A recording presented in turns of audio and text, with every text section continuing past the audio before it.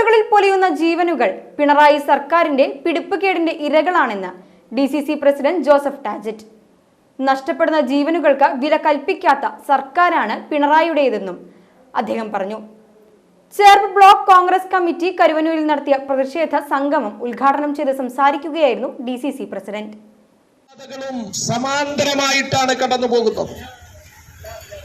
ഏതൊരു വലിയ പാതയിലും ഇത്തരത്തിലുള്ള അറ്റകുറ്റപ്പണികൾ നടക്കുമ്പോൾ അതിന് സമാന്തരമായ ഒരു പാത തുറന്നിടുന്നത് മനുഷ്യത്വപരമായ ഒന്നാണെന്ന് നമുക്കറിയാം.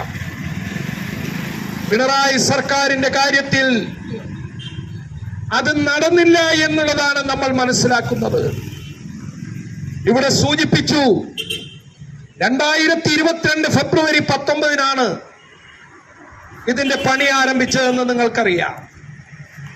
റീബിൽഡ് കേരള ഇനീഷ്യേറ്റീവിലാണ് ഈ പണി തുടങ്ങി വെച്ചത്. റീബിൽഡ് കേരള വന്നത് നമുക്കറിയാം 2018 പ്രളയം. ആ പ്രളയം കേരളത്തെ ആകെ താറുമാറാക്കി എന്ന് നമുക്കറിയാം. അവിടെ നിന്നാണ് ഇത്തരത്തിലുള്ള ഒരു ഇനീഷ്യേറ്റീവ് തുടങ്ങി വെച്ചത്. നമ്മളെല്ലാവരും അതിനെ അനുകൂലിക്കുകയുണ്ടായി.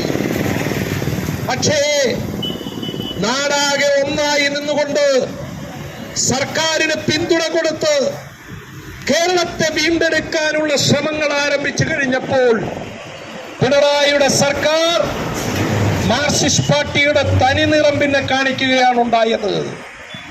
സ്വന്തമായ തീരുമാനങ്ങളിലൂടെ അവർ മുന്നോട്ട് പോയി. അതിന്റെ അനന്തരഫലമാണെന്ന് നാം അനുഭവിക്കുന്നത്. കൂർക്കഞ്ചേരി കൊടുങ്ങല്ലൂർ സംസ്ഥാന പാതയുടെ നിർമ്മാണം 2 വർഷം കൊണ്ട് പൂർത്തീകരിക്കുമെന്നാണ് കരാറിൽ പറയുന്നത്.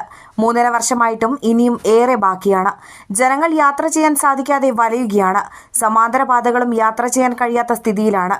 നിരവധി അപകടങ്ങൾ നടക്കുമ്പോഴും നഷ്ടപ്പെടുന്ന ജീവനുകൾക്ക് വില കൽപ്പിക്കാത്ത സർക്കാരാണ് പിണറായി വിജയന്റേതെന്നും അഡ്വക്കേറ്റ് ജോസഫ് ടാജറ്റ് പറഞ്ഞു.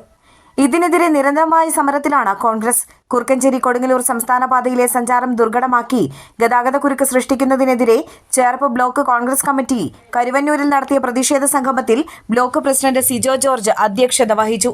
DCC general secretary Anto Perumpully, മുൻ block president KK Ashokan, Sunil Lalur, Sujisha Kaliyath, KR Siddharthan, MM Abubakar, Kuttikrishnan Naduvil, Sura Cherpu, Shanil Peruvanam, Baiju saint John തുടങ്ങിയവർ സംസാരിച്ചു.